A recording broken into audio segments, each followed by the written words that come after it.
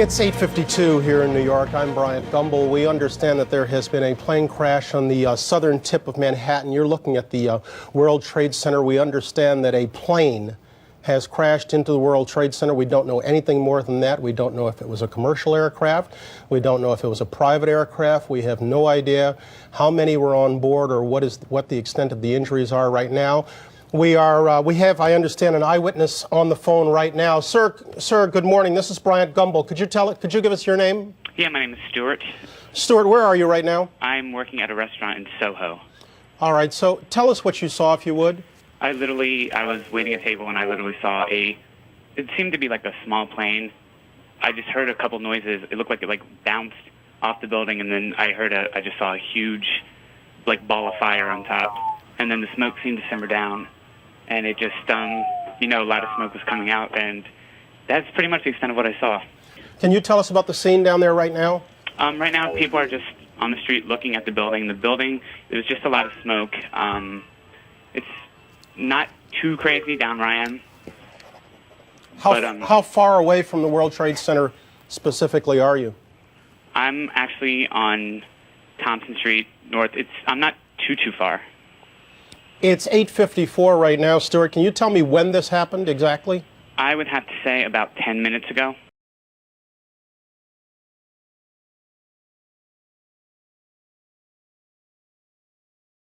We are going to join another one of our New York affiliates, WABC, for their live coverage. Plane overhead, and then all of a sudden I thought it sounded kind of louder. Then I looked up, and all of a sudden it smashed right dead into the center of the World Trade Center. Big flash of flame, fire coming out from all over. Then all the bricks is a huge hole right now. It almost looks like the plane probably went through. I'm not sure. Winston, can you see? Are you on the north side there where the plane made contact? Yes, I am. Now, when you say a huge hole, one of our earlier witnesses, Libby Clark, said not much of the plane came down off the building. Much of it went totally right into the building. It's in the building, from what you can see. Right. Now, can you see if there's a lot of debris downstairs, Winston? No, because it looked like it inverted. With the impact, everything went inside the building. Inside. The only thing that came out was a little bit of the outside awning. But I'd say the hole is, let me just get a better look right now. Okay, go ahead. I'd say the hole takes about, looks like 6, 7 floors were taken out. And there's more explosions right now. Hold on, people are running. Winston, hold on just a moment. We've got an explosion inside. The building's exploding right now. You got people running up the street. Okay. Hold on, I'll tell you what's going on. Okay, just put Winston on pause there for just a moment. Okay, the whole building just exploded some more. The whole top part. Okay. The building's still intact. People are running up the streets. Am I still connected? Winston, this would support probably what Libby and you both said, that perhaps the fuselage was in the building. That would cause a second explosion such as that. Well, that's what just happened then. That certainly. Yeah, people are running up. We're getting word that perhaps. Okay, hold on. The people here everybody's panicking. All right, Winston, let me put Winston on hold for just a moment. Okay, I don't know how much longer we're staying. I'm inside of a diner right now. Well, Winston, you know what? If you could give us a call back, I just don't want to panic here on the air. Let's just take some of our pictures from News Chopper 7. Now, one of our producers said perhaps a second plane was involved, and let's not even speculate to that point, but at least put it out there that perhaps that may have happened. So right at 9 o'clock, the people are at work. It's quiet. Yeah, it was the first one was at 10 to 9. Yeah, the front one was I walked by, I was walking by. They both hit. Something's coming out. See that? The whole building is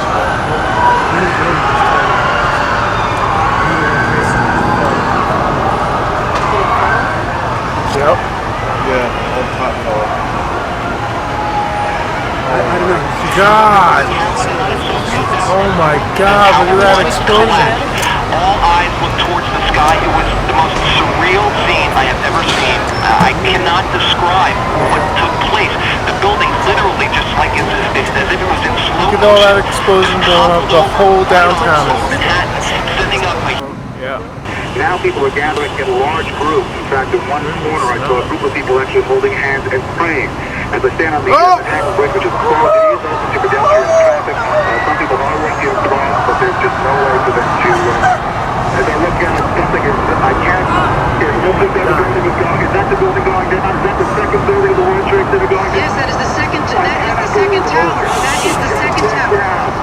Where were you when the world stopped turning on that September day? 20 years ago this morning, I was staying with my aunt and uncle at the time. I was sleeping on their couch, and I woke up to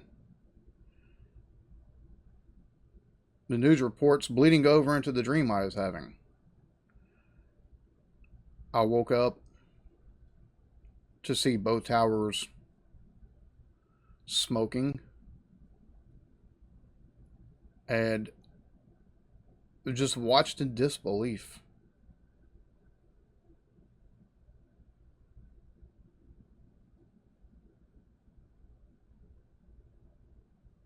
"20 years is a long time." I remember sitting there watching and listening to the news reports, and then the first tower came down, and just feeling helpless and sad for my country.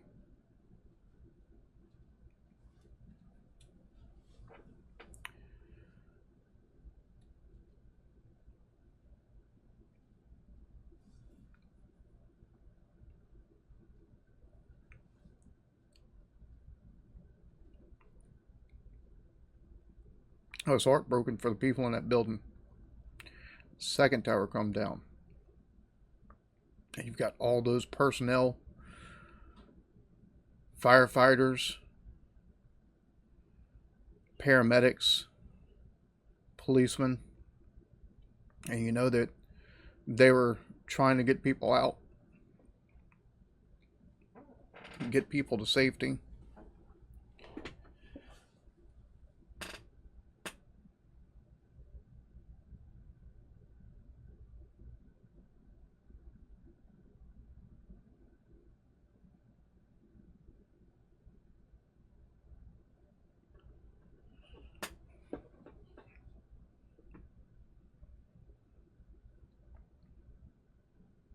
I remember watching in just abject horror.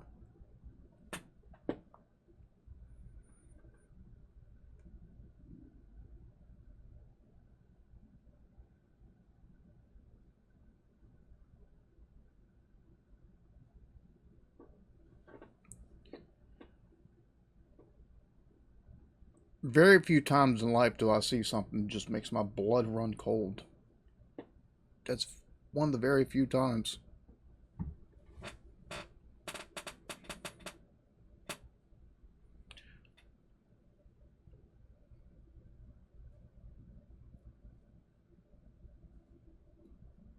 Eight months later, I was going to Coast Guard boot camp. The only reason why I joined the Coast Guard is because of 9/11.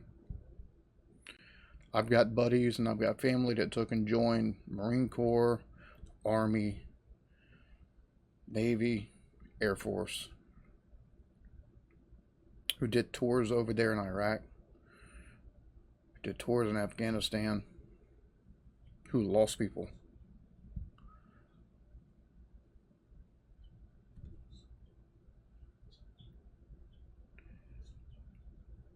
You know, a lot of folks last month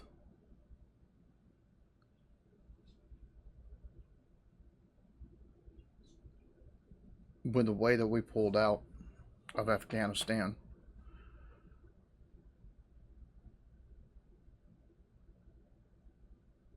I'm glad we're out, but the way we did it, and the fact we left civilians over there basically fend for themselves, because we pulled our ambassadors and everybody.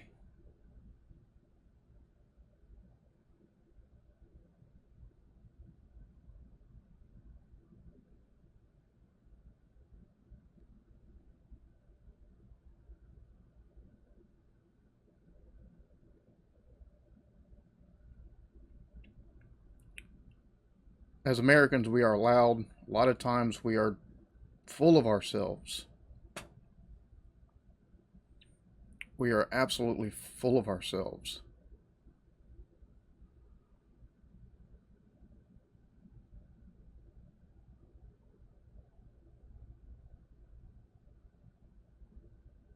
And right now we're fractured again. I don't think I've ever seen a sense of unity. And it lasted for almost, Jesus Christ, for almost 10 years. Like, this didn't matter what, and I would say what race you were, but unfortunately Middle Easterners in this country caught a lot of flack. And then Muslims caught flack because people fear what they don't know, and they fear because you've got to attribute something to take and have to good versus evil. And that's one of the few things in at least the first 10 years after 9/11 happened that this country saw.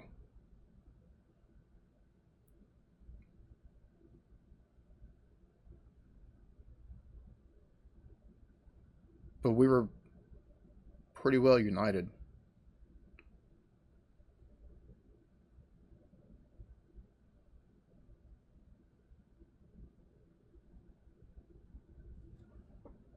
We're 20 years past,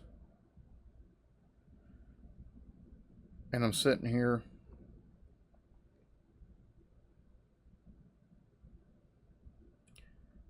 and every year on September 11th, the U.S., never forget. I don't think it's an event you can forget. At least if you were alive, and if you had already been born and you were like me, I'd a couple months out of high school. My wife was in middle school when it happened. Or maybe she's ninth grade. Yeah, I think she said she's 8th or ninth grade because shit. My head's bad, y'all. I was a couple months out of high school. My wife was, that's what it was. My wife was a junior.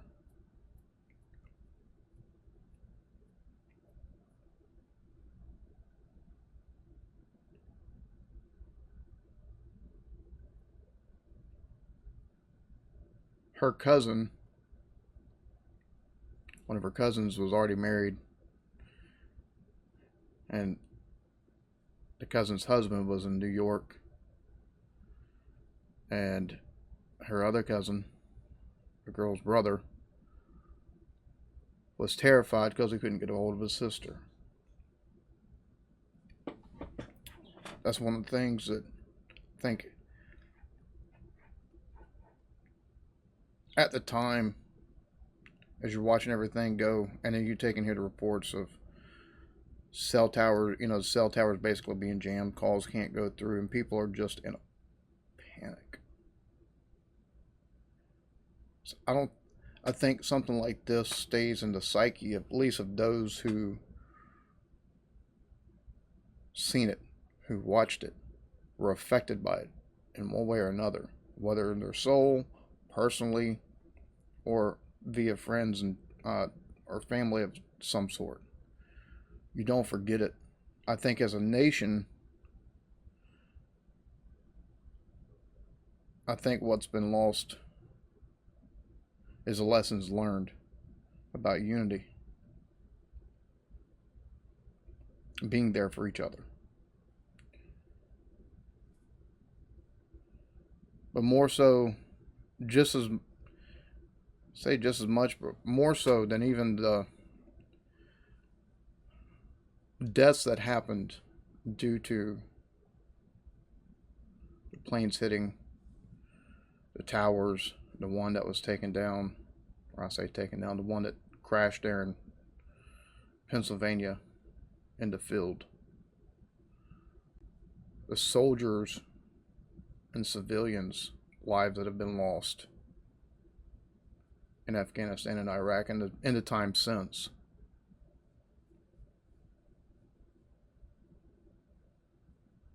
just military casualties in Iraq. 4,418 deaths, at least on the U.S. side.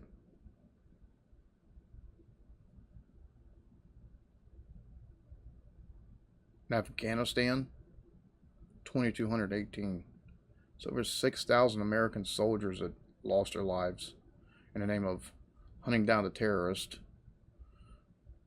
and then ensuring the freedom of those countries that we went to.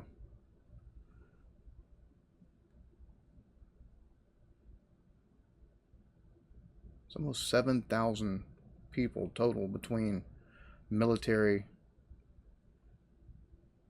And it's more than that because I don't think the DOD is taking and giving an accurate number, but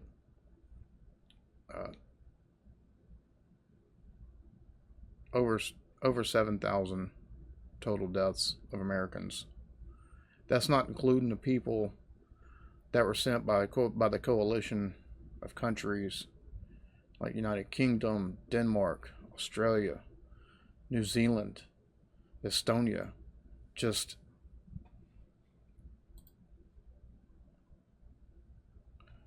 Albania, Belgium, Bulgaria, Canada, Croatia, the Czech Republic, Finland, France, Georgia, Germany, Greece, Hungary, Iceland, Italy, Jordan, Latvia, Lithuania, North Macedonia, Montenegro, the Netherlands, New Zealand, Norway, Poland, Portugal, Romania, Slovakia, Slovenia, South Korea, Spain, Sweden, and Turkey. All of them contributed and sent people that died. And it's a sobering fact and reality. And it's just, thank you. My condolences to everyone who lost someone. I wish that as Americans we'd remember the unity that happened after. If you've been affected, so sorry.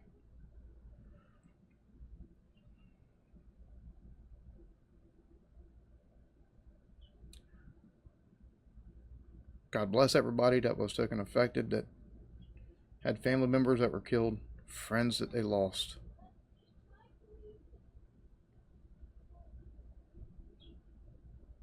And may we never see something like this happen again, hopefully. Or the need to send people to die somewhere.